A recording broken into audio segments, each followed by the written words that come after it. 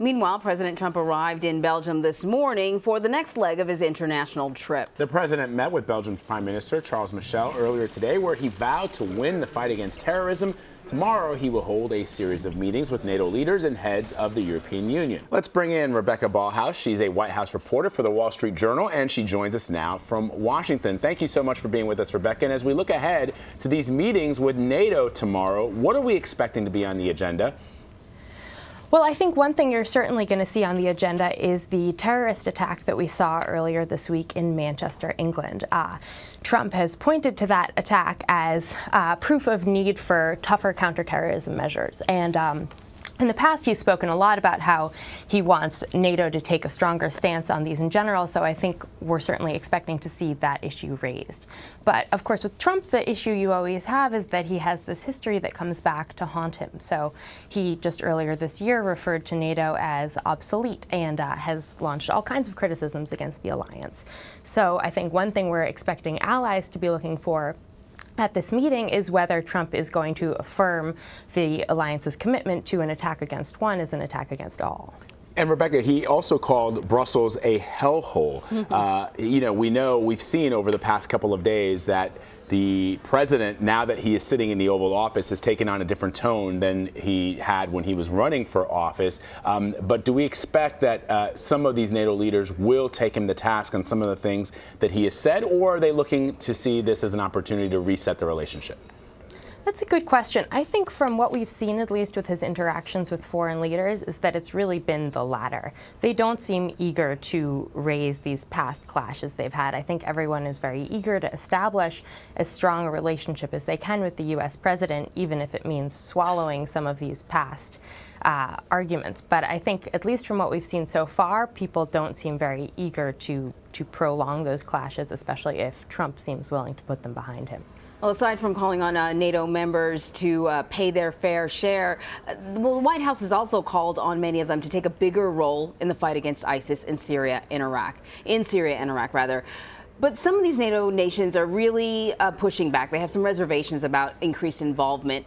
Specifically, is the president going to be pushing for this here at this meeting? I think that's not something we know yet. I think he's certainly been pushing throughout the course of his presidency for things like that to happen. He raised it in his meeting with German Chancellor Angela Merkel earlier this year. A lot of these countries, though, specifically France and Germany, seem unwilling to commit to anything that would involve them paying more than they currently do. So I think we may see this is his first attendance at this meeting.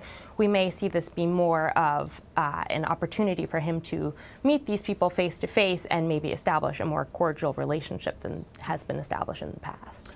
Rebecca, let's take a look at what's going on in Washington right now. The revelations surrounding Russia are continuing to surface. As you know, the Senate Intel Committee has issued 2 subpoenas to former NSA Director Michael Flynn. What is the significance and what are the next steps here?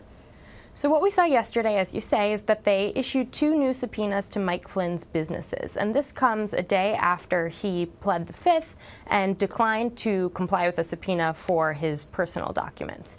So the Senate panel is saying that with this new subpoena, they think that Flynn has less of an opportunity to point to the Fifth Amendment as reason not to hand over those documents because they belong to a corporation, not a person. They've also questioned whether he's able to invoke the amendment for his personal documents, but we've seen that the authority there is pretty broad.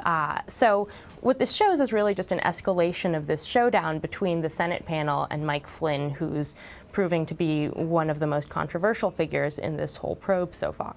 He certainly is. Your paper has also been reporting on the president's decision to retain private legal counsel for all matters relating to the Russia investigations.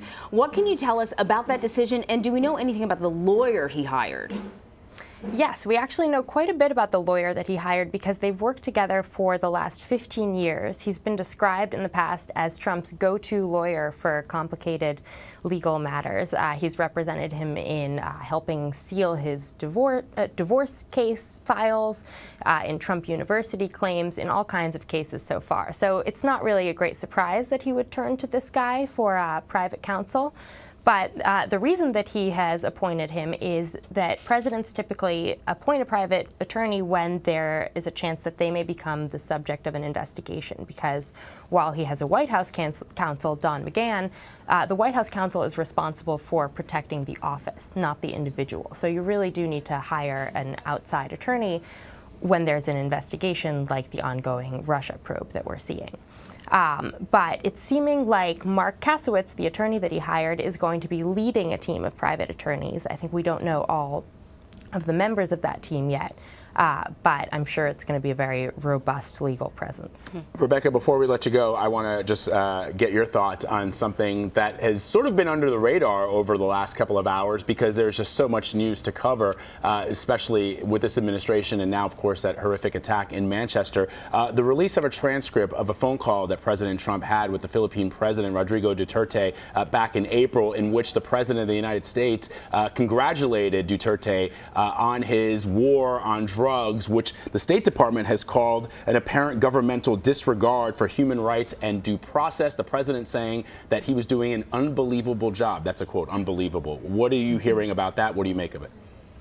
I mean, I think this is really part of a larger pattern that we have seen from Trump over the last 2 years, where he seems to like to lavish praise on these people who are dictators or have dictator tendencies. We saw that during the campaign with how he talked about Putin, who is now obviously proving a very complicated figure in this Russia probe, but he seems to really like to praise these guys. And I think his people who defend him say he's trying to establish a good relationship with other foreign leaders. He doesn't want to be taking them to task necessarily. But I think we saw this be a really complicated issue when the Turkish president visited and his bodyguards seemed to assault protesters right outside the Turkish embassy. And the White House has yet to put out a statement about that. And I think that that's a really complicated relationship that is going to get more and more criticism if he doesn't address at least those attacks. Right. Rebecca Balhaus of the Wall Street Journal. Thank you so much, Rebecca. Thanks for having me.